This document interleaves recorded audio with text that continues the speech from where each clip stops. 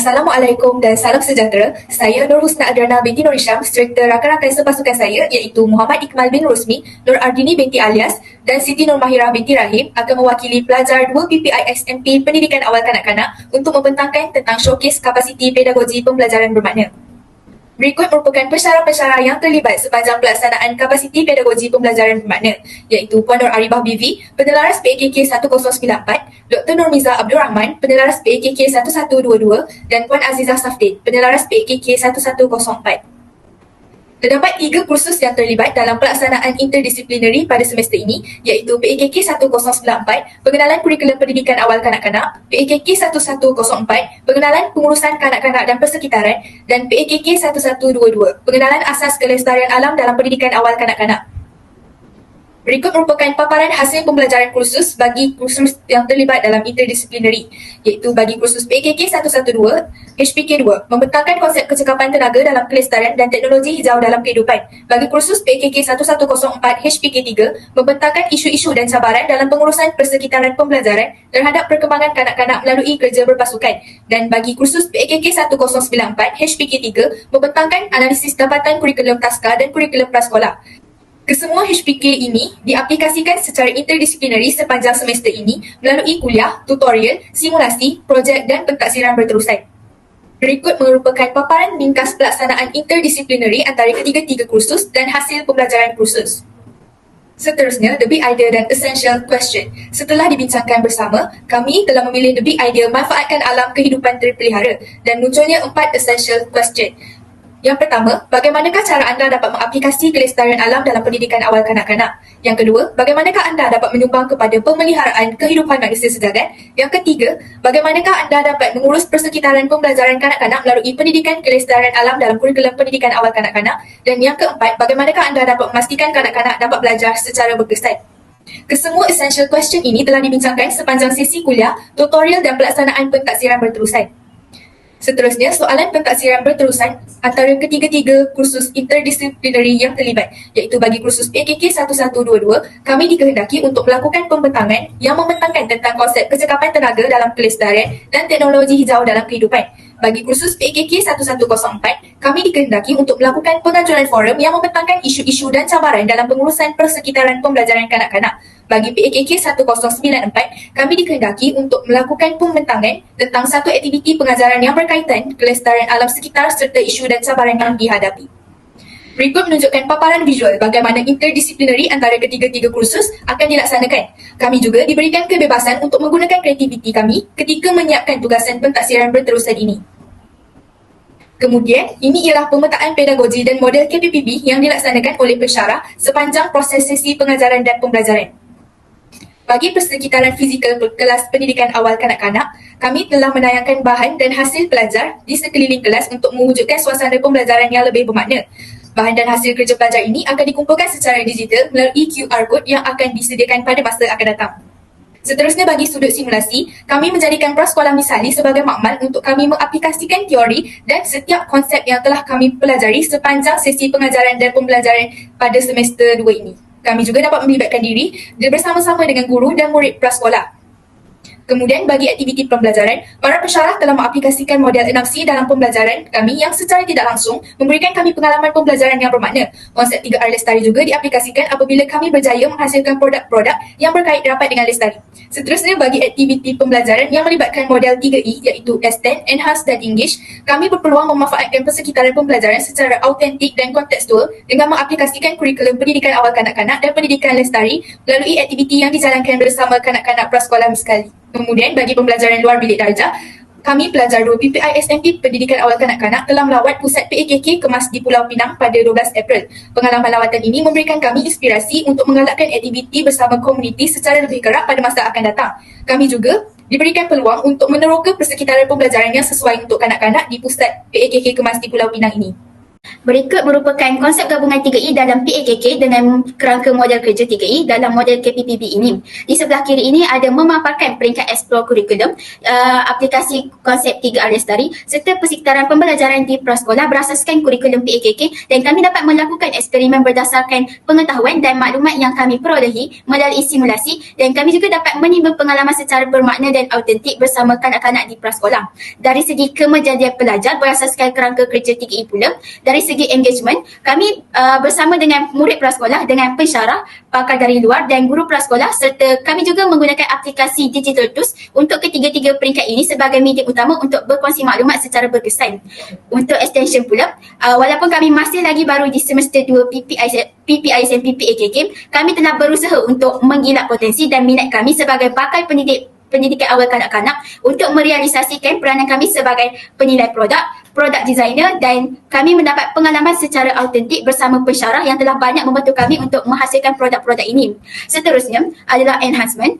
Selaras dengan perkembangan teknologi terkini, kami diberi peluang untuk menggunakan aplikasi digital tools, dan kami berjaya menghasilkan e-book, brosur Lestari, produk Lestari, penganjuran forum dengan menggunakan AnyFlip, YouTube, Padlet dan lain-lain. Baiklah, seterusnya pembelajaran berasaskan projek yang telah kami laksanakan iaitu melibatkan pakar iaitu rakan pembelajaran Dr. Maria melalui tanaman hidroponik iaitu penanaman pokok strawberry, dan kami berjaya mengaitkan aktiviti ini dengan pemanfaatan alam sekitar. Kami juga diberi peluang untuk meneroka pelbagai sumber untuk menjayakan serta menghasilkan produk yang mempunyai banyak kegunaan kepada murid-murid di prasekolah nanti. Seterusnya, kita lihat pula pada contoh-contoh lain yang telah kami laksanakan bersama murid-murid prasekolah dan learning partner seperti yang dipaparkan pada slide.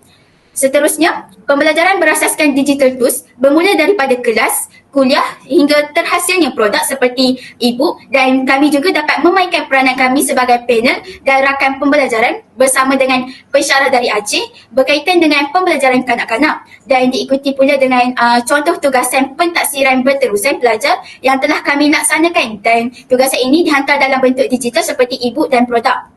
Seterusnya, ini adalah model-model kapasiti pedagogi pembelajaran bermakna yang berkaitan yang telah kami gunakan sepanjang pembelajaran kami pada semester ini seperti yang ditayangkan pada paparan slide.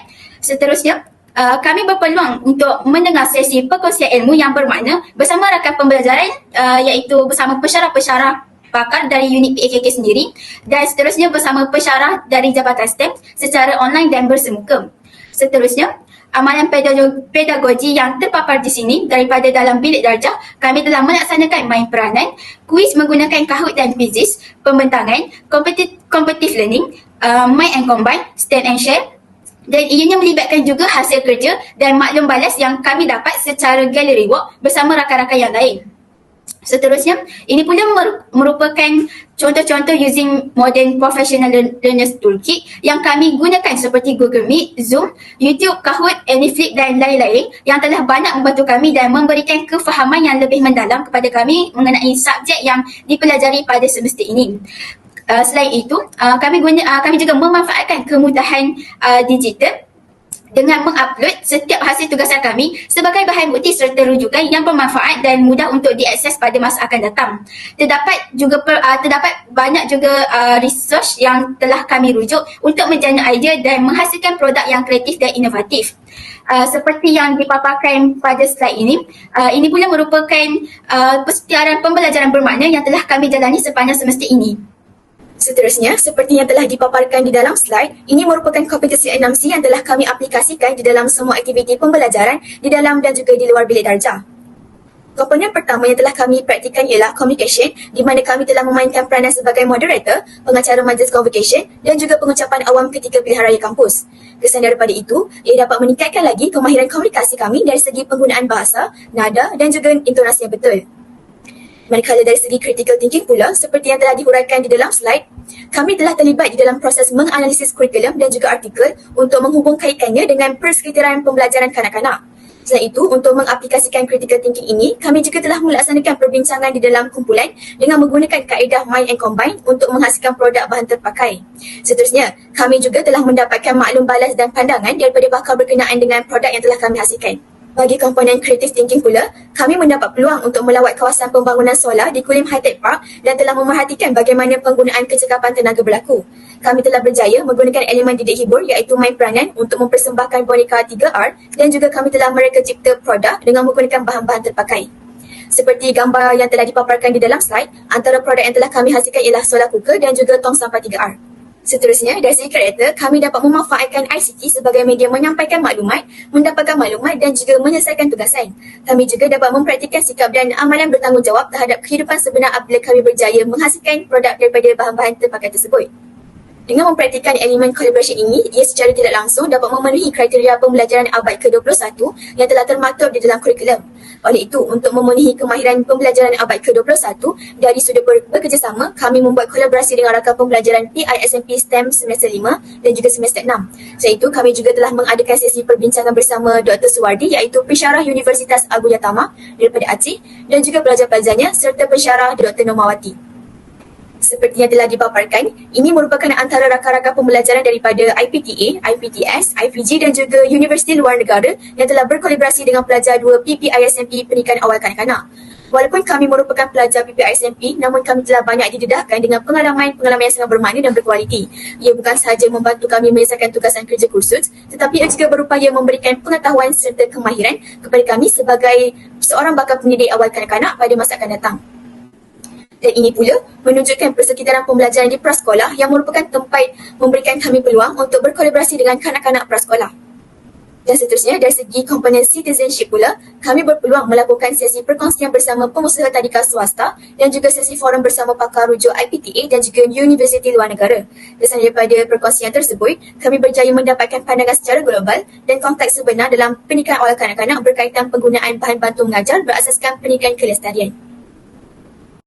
Seterusnya saya akan sambung membentangkan berkaitan model pembelajaran. Kami telah berjaya mengaplikasikan model pembelajaran ini dalam proses PDP sepanjang semester. Mari kami dapat belajar cara belajar dengan berperanan sebagai guru melalui aktiviti di dalam kelas dan tutorial secara berkumpulan. Walaupun kami baru berada dalam semester 2 iaitu persediaan jelasan muda perguruan, kami telah menggunakan dan memanfaatkan makmal prasekolah di kampus kami sendiri dengan mendapatkan pengalaman mengajar kanak-kanak di prasekolah. Berikut merupakan aplikasi pemanfaatan digital menggunakan kerangka 3E iaitu Engagement, Enhancement and Extension. Melalui kerangka ini, kami telah berjaya mendirikan kompilasi buku analisis kurikulum dan kelestarian serta menyiarkan video berkaitan main peranan sebagai kanak-kanak di aplikasi YouTube. Kami juga memanfaatkan penggunaan digital untuk mencari maklumat, menerusi Google serta pelaksanaan forum online secara kolaborasi. Berikut merupakan paparan kerangka 3R yang telah kami aplikasikan dalam proses pembelajaran.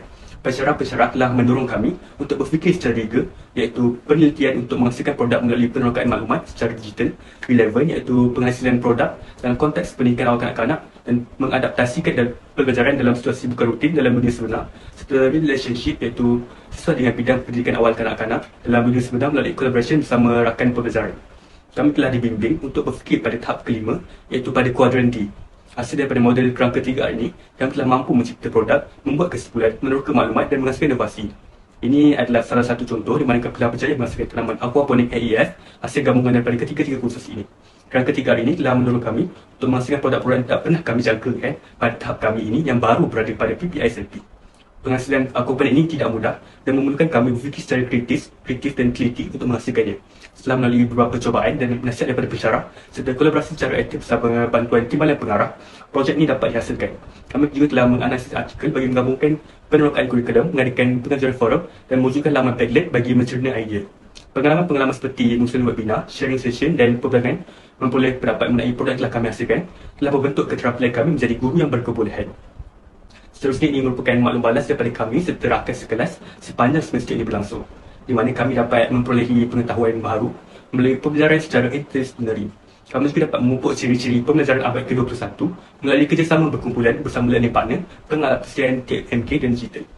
Seterusnya, faedah yang kami perolehi sepanjang pelaksanaan KPPB ini, kami dapat berpeluang mengasah bakat sebagai moderator, wartawan, pelapor dan kami juga dapat membina karakter diri yang menjadikan kami lebih kreatif, yakin dan berinovatif. Walau bagaimanapun, kami menghadapi kekangan dalam melaksanakan KPPB ini dan kami perlu meluangkan banyak masa dan pada masa yang sama, kami perlu berjuang untuk menyempurnakan banyak tugasan pentadbiran berterusan. Kami juga keliru tentang model KPPB kerana kami merupakan pelajar baru iaitu pelajar PPISMP. Jadi cadangan kami supaya tempoh masa KPPB dilanjutkan lebih panjang kerana aplikasi 3 semester dalam 1 tahun amat mencabar bagi kami. Seterusnya kami mencadang untuk pemantauan dan bimbingan lebih kerat dilakukan supaya kami lebih faham tentang model KPPB ini. Sekian daripada saya mewakili rakan sepasukan. Memohon maaf jika terdapat kesalahan sepanjang peperangan ini.